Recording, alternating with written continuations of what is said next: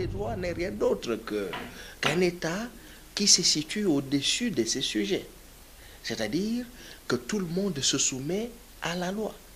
Personne ne peut poser des actes en dehors du cadre légal. Ce qui veut dire que le président de la République ne peut pas se comporter en parlementaire.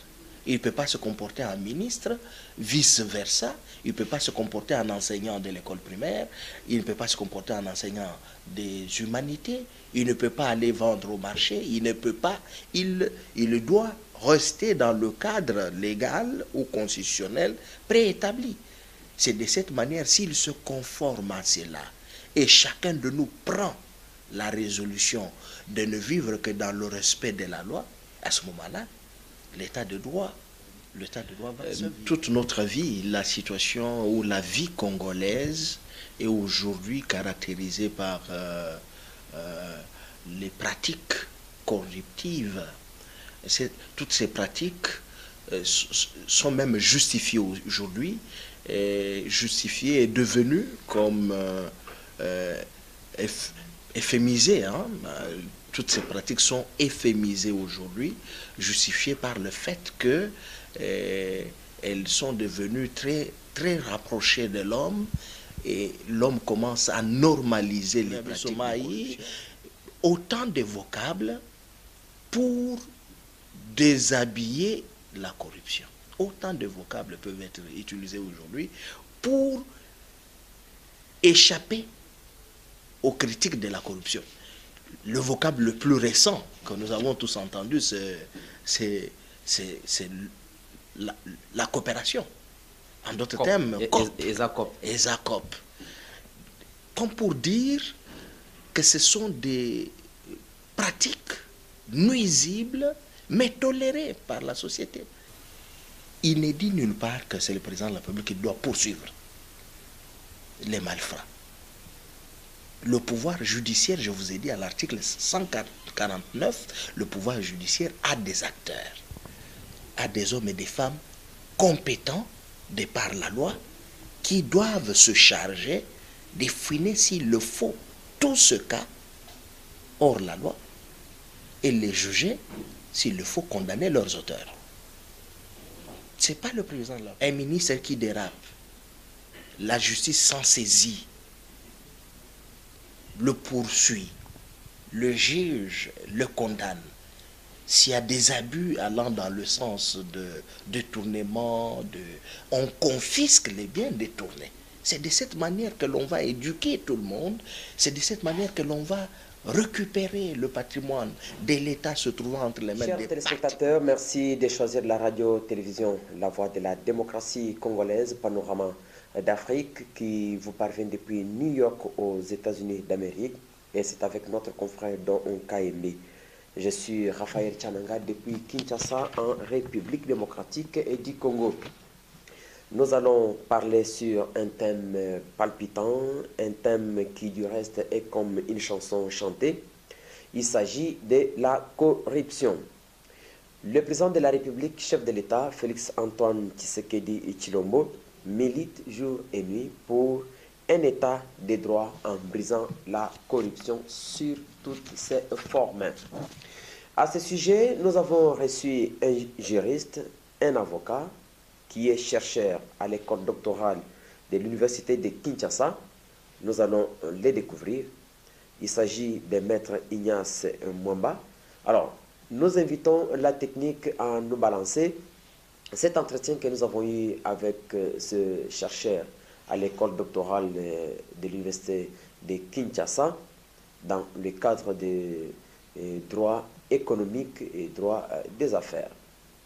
Chers téléspectateurs, merci d'être fidèles toujours à la radio-télévision La Voix de la démocratie congolaise, panorama d'Afrique. Nous sommes à partir de Kinshasa en République démocratique du Congo. Je suis Raphaël Tchananga et à mes côtés, vous vous en doutez, nous allons recevoir un juriste. Il va devoir se présenter et avec lui, nous allons parler sur la grande question de l'heure, c'est la lutte contre la corruption comme socle d'un État de droit. Et là, vous le savez, Dans presque toutes ses interventions, le chef de l'État parle de la lutte contre la corruption, parle d'un État de droit. Et à tout à l'heure. Bonjour. Oui, bonjour. Vous êtes sur les antennes de la radio-télévision La Voix de la démocratie congolaise. Pouvez-vous vous présenter? Merci beaucoup, monsieur le journaliste. Je suis Maître Ignace Mwamba. Je suis avocat au barreau du Kasaï central. Je suis chef de travaux, enseignant à l'université Notre-Dame du Kasaï. Je suis chercheur apprenant à l'école doctorale de l'université de Kinshasa, à la faculté de droit. Mais ici à Kinshasa, vous êtes ici à Kinshasa, quels sont les mobiles qui vous amènent ici à Kinshasa? Mais merci beaucoup. Je viens de vous dire que je suis apprenant, je suis à l'école doctorale de l'université de Kinshasa, où je mène mes recherches en droit économique et social, c'est-à-dire au niveau post-universitaire, les études qui conduisent à la soutenance d'une thèse sur une question quelconque de ma spécialité. Et donc, c'est à partir de ces mobiles que je me trouve ici, mais je vous dis aussi que je suis avocat, c'est pour ça que de temps en temps je peux bouger dans le cadre de ma profession. Merci Maître Ignace Mwamba. Chers téléspectateurs, je le disais, nous parlons ici avec Maître Ignace Mwamba qui est avocat au barreau de Kananga, au Kasaï central. Et avec lui, nous allons parler d'une grande question épineuse, d'une question qui frappe toujours, d'une question qui revient toujours dans les parlers, dans tous les discours du chef de l'État, Félix Antoine Tshisekedi. Et comme vous le savez, partout où il passe, le chef de l'État parle d'un État de droit. Et il dit toujours, je suis en train de déboulonner. De déboulonner quoi? C'est le système de corruption de mon prédécesseur. Alors, maître, parce que nous parlons de la lutte contre la corruption, socle d'un État de droit. La corruption, c'est quoi? Un État de droit, c'est quoi? Socle, c'est quoi? Pour que nos téléspectateurs vous comprennent bien. Mais merci beaucoup. S'il faut partir de l'étymologie même du terme corruption, déjà dans la thématique que vous fixez pour vos téléspectateurs, il ressort que la corruption, c'est une situation dans laquelle se trouvent les personnes, et généralement les fonctionnaires ou alors les officiers publics, qui se laissent aller aux offres ou aux promesses tendant à affaiblir leur perception des faits et alors le poussant à offrir des services qui rentrent dans le cadre de leurs fonctions, mais lesquels services constituent des faits répréhensibles. C'est pour cette raison-là que la Constitution est à partir des faits répréhensibles qui les constituent, la corruption ressort comme une infraction en droit pénal qui est punissable dans le cadre du Code pénal congolais, livre 2e. La corruption, c'est une infraction. Chers téléspectateurs de la radio-télévision La Voix de la démocratie congolaise, nous avons une grande question, c'est la lutte contre la corruption, socle d'un État de droit. Et pour en parler, nous recevons Maître Ignace Mwamba. Maître, vous venez de dire que la corruption sous toutes ses formes, c'est une infraction dans le cadre du livre 2 du Code pénal congolais. En République démocratique du Congo, la corruption est en décriée. Vous êtes de l'avis que c'est une antivaleur probante? Oui, mais vous savez que toute notre vie, la situation ou la vie congolaise est aujourd'hui caractérisée par les pratiques corruptives. Toutes ces pratiques sont même justifiées aujourd'hui, justifiées et devenues comme euphémisées. Hein?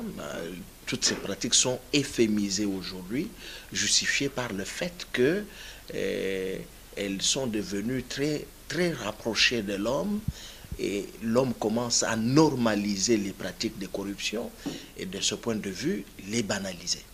Ce qui fait que notre société est totalement détruite parce que on y a mis en substance le système de corruption qui a détruit tous les secteurs de la vie nationale. Est-ce qu'il y a quelque sorte de corruption que vous pouvez élucider? Il y a plusieurs formes de corruption. D'abord, la loi voudrait que l'on puisse distinguer la corruption passive et la corruption active. C'est-à-dire? La corruption passive, c'est celle qui tend à démontrer que une personne, sans faire une avance en sollicitant des services ou en sollicitant tout ce que vous pouvez dire dans le cadre de la corruption, mais reçoit de la part de ceux qui viennent solliciter ces services, reçoit toutes ces offres, toutes ces promesses dans le cadre de ses fonctions pour rendre des services ou alors anéantir les systèmes. Alors que la corruption active, c'est celle par laquelle les officiers publics ou alors le fonctionnaire public ou alors toute autre personne qui peut rendre service dans le cadre de la vie publique sollicite auprès de ceux qui se trouvent en face de lui des présents, des cadeaux ou alors d'autres biens de valeur en échange des services à rendre. Ça, c'est une corruption active parce que ce sont les prestataires des services, ce sont des fonctionnaires, ce sont les officiers publics qui sollicitent ces avantages pour rendre service dans le cadre de leurs fonctions. Ça, c'est la corruption active. Et la corruption passive, je vous ai dit que c'est l'inverse. C'est quand ceux qui doivent bénéficier des services approchent les prestataires et leur présentent, leur offrent et leur présentent ou leur promettent des avantages en échange des services qui doivent être rendus. C'est de cette manière-là. Alors, cette notion de corruption, parce qu'elle est devenue une pratique habituelle dans notre pays, a pris plusieurs vocables en exergue, n'est-ce pas? Aujourd'hui, vous pouvez, ça dépend des langues nationales dans lesquelles on peut utiliser ce vocable. Vous êtes ici à Kinshasa, on va vous dire Madé Swabana, ce qui veut dire le haricot des enfants, c'est-à-dire le repas des enfants sur la route. Les officiers publics ou les prestataires de services publics sollicitent auprès des usagers, soit de la route, je peux parler dans le cadre de la circulation routière avec les policiers de roulage. Ils sollicitent auprès des usagers de la route. Et quel est leur vocable? C'est Madé Swabana, ce qui veut dire les haricots des enfants, les botalikasu, le café, de l'eau. Aujourd'hui, on commence même à demander de l'eau. Autant de vocables pour déshabiller la corruption. Autant de vocables peuvent être utilisés aujourd'hui pour échapper aux critiques de la corruption. Le vocable le plus récent que nous avons tous entendu, c'est la coopération. En d'autres termes, ESACOP. Comme pour dire que ce sont des pratiques nuisibles, mais tolérées par la société. Tolérées tout simplement parce que la société vit dans une misère indescriptible. Cette misère a poussé beaucoup de gens à développer des stratégies pour survivre tout simplement. Parce que la pauvreté, c'est un état d'esprit, c'est une situation dans laquelle quand vous vous y trouvez, vous devez mener des efforts pour y sortir. Et pour y sortir, ou alors pour garantir la survie de vous-même ou de ceux qui vivent en votre dépendance, vous vous mettez à multiplier les stratégies. Et ces stratégies, c'est notamment les actes de corruption et de concussion, les actes de détournement, tous les actes qui détruisent le tissu économique d'un État se sont développés à grande échelle en République démocratique du Congo. Ce qui fait qu'aujourd'hui, la corruption est devenue l'ami du Congolais, n'est-ce pas? La corruption est devenue l'ami du Congolais. Le Congolais ne peut pas vivre en dehors de la corruption. Oui, alors vous êtes auxiliaire de la justice, n'est-ce pas? Et le chef de l'État, Félix-Antoine Tshisekedi, milite pour un État des droits. Y a-t-il des critères pour y arriver? Les critères, parce que vous en parlez, les critères sont fixés dans la loi. Quand je parle de la loi, je parle de la loi de manière générale, en commençant par la Constitution et les autres lois de la République. C'est à quel article, par exemple, de la Constitution? Le chef de l'État, par exemple, qui voudrait que l'on puisse instaurer un État de droit, moi je considère, à mon avis, que c'est un processus, un long processus. Ce processus doit partir du changement de la mentalité, la conscientisation, l'éducation et la décision de chacun des Congolais à pouvoir changer. C'est cette décision qui fera que l'on puisse vivre aisément l'état de droit et que l'on puisse ressentir les retombées de l'état de droit. L'état de droit n'est rien d'autre qu'un État qui se situe au-dessus de ces sujets. C'est-à-dire que tout le monde se soumet à la loi. Personne ne peut poser des actes en dehors du cadre légal. Ce qui veut dire que le président de la République ne peut pas se comporter en parlementaire.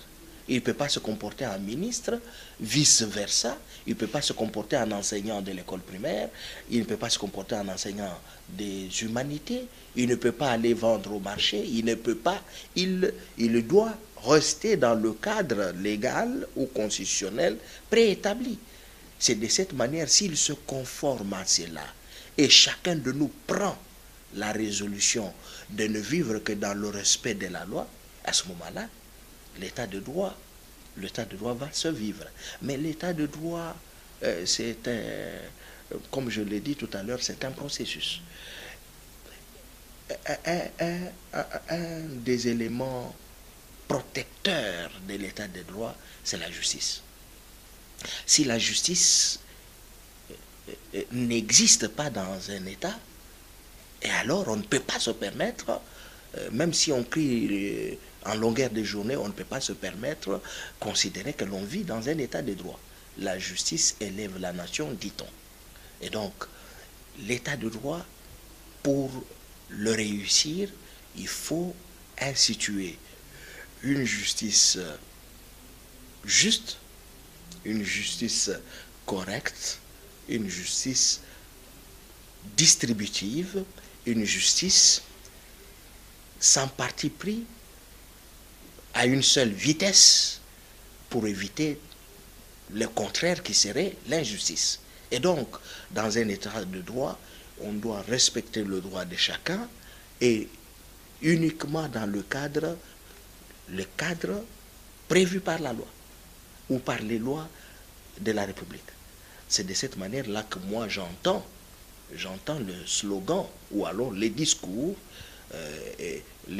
orientation du président de la République. Vous savez, monsieur le journaliste, tous les discours, moi aussi comme Congolais, j'ai suivi tous les discours du chef de l'État, je me dis que c'est une volonté politique. Pour réussir, il faut oser. Et pour oser, il faut se situer dans le cadre d'une réflexion. Avant d'agir, on doit penser. Je dis que le chef de l'État est en train de penser. Parce qu'il pense les politiques publiques de notre pays, il doit s'entourer de personnes qui devront l'aider à réaliser ses pensées, ses rêves. Et ces personnes ne sont pas ailleurs, ce sont les Congolais qui devront se conformer à la volonté du chef de l'État. Mais derrière ces personnes, pour éviter que l'on reproche au chef de l'État ce que l'on a reproché à ses successeurs, la justice devra être le socle de cette volonté. C'est-à-dire permettre que tout celui qui dérape, qui va à l'encontre des lois de la République, soit poursuivi et condamné. C'est de cette manière que nous allons lutter contre la corruption. C'est de cette manière que nous allons, si pas éradiquer totalement la corruption, mais on devra diminuer ses risques. Parce que les risques de la corruption dans notre pays ont atteint des limites insupportables. Voilà ce que je peux vous dire. Chers téléspectateurs, je disais tantôt que nous sommes en train de parler sur la lutte contre la corruption, socle d'un état de droit, et c'est la radio-télévision La Voix de la démocratie congolaise, Panorama d'Afrique, et vous le savez, une télévision qui émet à partir de New York aux États-Unis d'Amérique avec notre confrère Don Kayembe. Maître, vous venez de dire que le président de la République a besoin des Congolais, des hommes qui doivent énormément l'aider à sortir de cette impasse. Mais voyez qu'il est en train de diriger le pays dans une coalition, Front commun pour le Congo. Alors, c'est le Front commun pour le Congo qui a donné au chef de l'État le ministre de la Justice. C'est le Front commun pour le Congo qui a donné au chef de l'État le ministre des Droits humains, le ministre des Finances.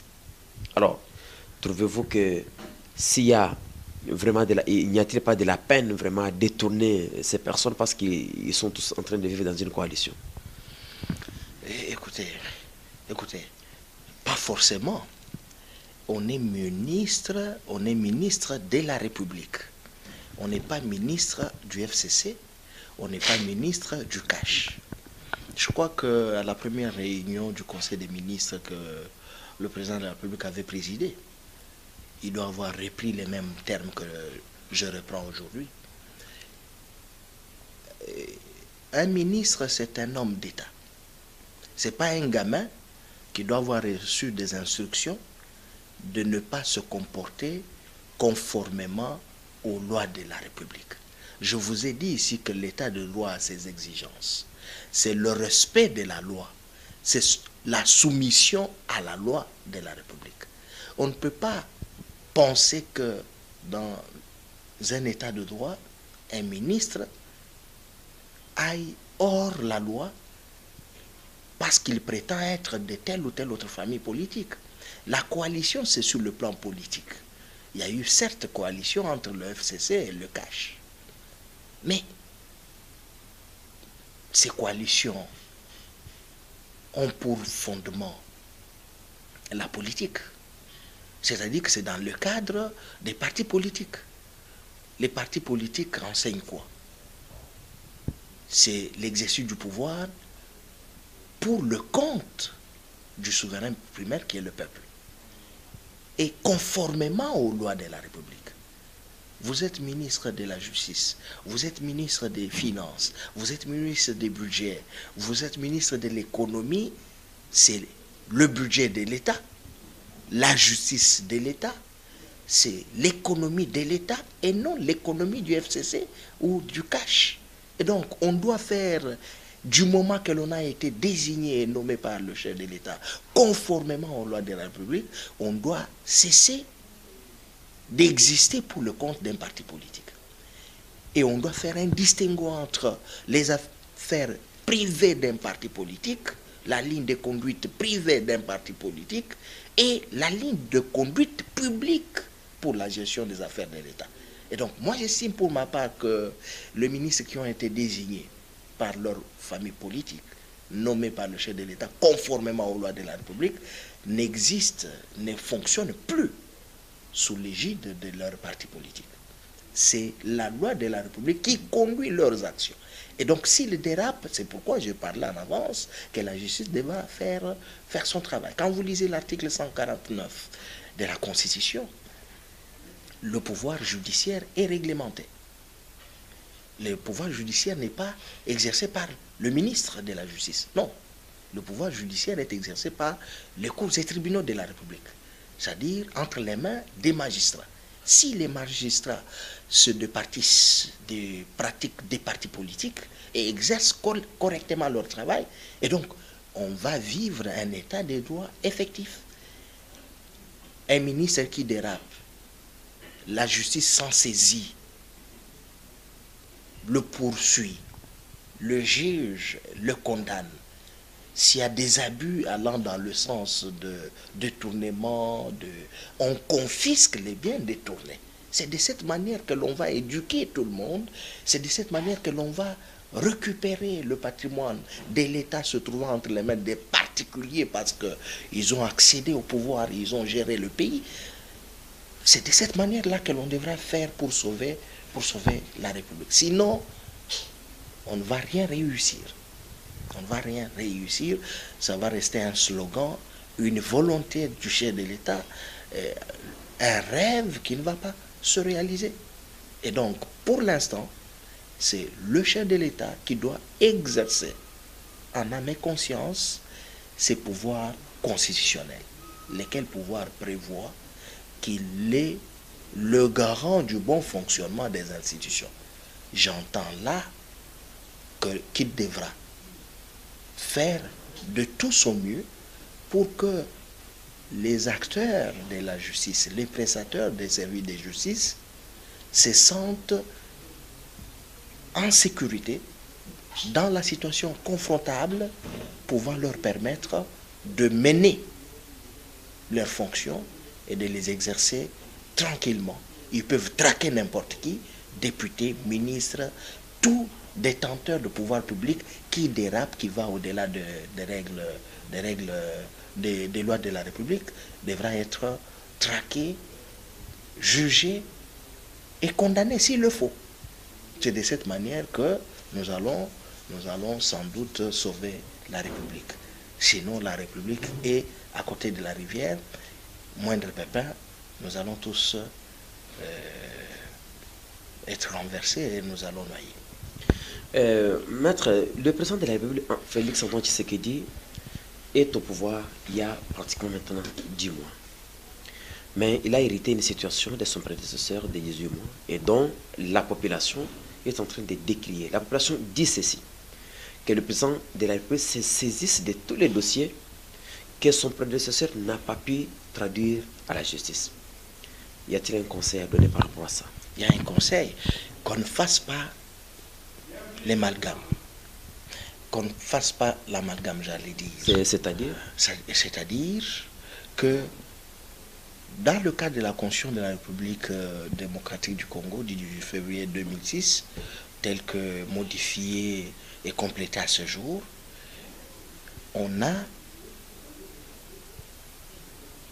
divisé le pouvoir. Il y a la subdivision des pouvoirs de l'État. Vous avez d'une part le pouvoir exécutif qui est chapeauté par le président de la République. Vous avez le pouvoir législatif, vous avez les deux chambres parlementaires et vous avez le pouvoir judiciaire. Il n'est dit nulle part que c'est le président de la République qui doit poursuivre les malfrats. Le pouvoir judiciaire, je vous ai dit à l'article 149, le pouvoir judiciaire a des acteurs, a des hommes et des femmes compétents de par la loi qui doivent se charger de fouiner s'il le faut tout ce cas hors la loi et les juger s'il le faut condamner leurs auteurs. Ce n'est pas le président de la République. Le président de la République, je vous ai dit, doit définir, et il l'a déjà fait. Il a défini sa politique, il a fait des orientations à son exécutif qui est le gouvernement, à chacun d'exercer ses fonctions. Et le conseil que je lui donnerai, c'est que lui est le garant de bon fonctionnement des institutions, les institutions judiciaires y compris. Il devra se battre pour que le magistrat de la République, tous ceux qui concourent à la bonne administration de la justice, se sentent, un, en sécurité, la sécurité dans ses multiples dimensions, notamment la sécurité physique, la sécurité familiale, la sécurité sociale, etc., etc., en améliorant leurs conditions de vie et de travail. C'est de cette manière que ces gens vont se trouver dans l'obligation. Deuxième conseil, c'est aux acteurs de la justice qui doivent se départir des pratiques des partis politiques. Parce que d'abord, il est interdit qu'ils soient membres des partis politiques. Mais aujourd'hui, ils se comportent en militants des partis politiques, pour la plupart. Ils se comportent en militants des partis politiques, ce qui frise même le bon sens, en violation des lois de la République. C'est de cette manière qu'ils ne savent pas et effectivement exercer leur pouvoir. Mais j'ai appris que l'ancien Premier ministre, Bruno Tshibala, non, il y a une plainte qui est faite contre lui. Comme l'ancien chef de l'ANR? Non, il y a une plainte qui est faite contre lui, prétextant qu'il a détourné les salaires, les indemnités de sortie des membres de son cabinet politique. Ce qui fait que si la justice est sérieuse, elle devra se mettre à travailler sans que l'on puisse imaginer que ça devra prendre la connotation politique. Parce qu'il l'a fait comme Premier ministre. Il ne faut pas que l'on considère aujourd'hui que s'il doit être poursuivi, ça devient un procès politique. Non. Si on doit fuir tout le procès, parce que les analyses vont aller dans le sens de considérer que ce sont des procès politiques, et à ce moment-là, on enterre l'état de droit, on ne parle plus de la lutte contre quoi que ce soit, on ne parle plus de la justice, et donc on doit vivre comme dans une jungle. Le président de la République doit prendre le courage de considérer que la gestion de la chose publique a des conséquences et des avantages. Une des conséquences de la gestion des choses publiques, c'est que tout ce qui doit se faire en mal doit lui être imputé. Et donc, courageusement, il devra encourager les acteurs chargés d'administrer la justice de se saisir de tout le dossier. Quoi que l'on dise, qu'on imagine que c'est des procès politiques, mais tant que le fondement, le soubassement de ce procès n'est traduit en rien de politique, il devra encourager tous ces acteurs à mener des actions, mais aussi encourager par la protection, encourager tous les citoyens congolais qui sont victimes des actes des anciens ou des actuels détenteurs de pouvoir saisir la justice. C'est de cette manière que l'on va sauver le pays. Et donc, s'il faut dire en d'autres termes, le conseil que l'on donne au président de la République, c'est qu'il est le garant de bon fonctionnement des institutions. Il doit protéger tout le monde, en commençant par les citoyens, le peuple congolais, l'encourager à saisir la justice quand il le faut, quand ils se sentent victimes des actes répréhensibles, même contre ceux qui sont détenteurs aujourd'hui ou qui l'étaient hier des pouvoirs publics.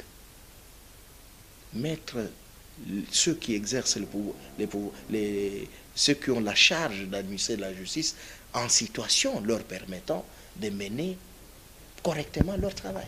C'est de cette manière que l'on va sauver la République. Maître Ignace Mwamba, je vous remercie. C'est moi qui vous remercie. Merci d'avoir été des nôtres. Nous, c'est la radio-télévision La Voix de la démocratie congolaise, Panorama d'Afrique. Vous pouvez nous suivre sur www.mediaforafrica.net, soit sur www.lavdc.net ou sur notre page YouTube Info RD Congo. Merci à Don Kaembe, merci à José Kapajika, les grands hommes, pour la réalisation et la coordination de toutes les activités que nous menons en République démocratique du Congo. Merci à vous tous, chers téléspectateurs qui nous suivez de partout à travers le monde. Je suis Raphaël Chananga à partir de Kinshasa et derrière la caméra, Théodore Bakatuila. Merci et à la prochaine.